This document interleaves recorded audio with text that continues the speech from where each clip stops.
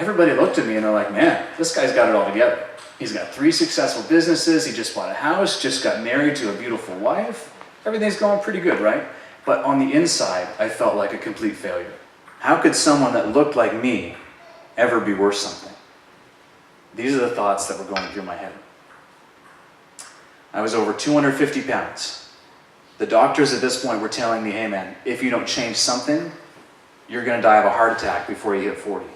You have high blood pressure in your early 20s. They were going to prescribe the same pills that my grandparents take. Just think about that for a second. I'm your age, and all of a sudden, being faced with those kind of health complications, you're going to get diabetes, you're going to have all these issues. And so last year I realized, hey, if I want a better business, if I want a better life, if I want to be a better leader, a better husband, a better person, then the change needs to start with me. So what I did, I was driving back from a conference, Pita Pit conference, and I just remember saying, hey, you know what, today is going to be the last day that I'm ever going to be overweight and do nothing about it.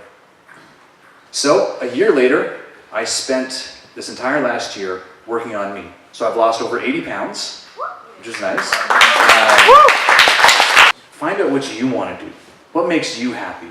What makes you fulfilled? A great question to ask is, what's worth doing even if I fail? What is something that you love so much, even if you failed, you would do it anyway? Start with one thing. So when I wanted to get healthy again, I started by running. So I woke up the next day and I set my alarm just a little bit earlier. I was like, all right, I'm gonna go run. I got out of bed. My wife is like, what are you doing? I'm like, I'm going running. She's like, no, you're not. Get back in bed. Well, what I did, I got up and I started running. And again, 250 pounds, trying to run. I managed like 2 minutes and then I just fell over in a ditch. They did find me later though. The next day I got up and I ran a little further. And the next day I ran a little further after that. But once that became my routine, I changed something different. I got a gym pass for the first time.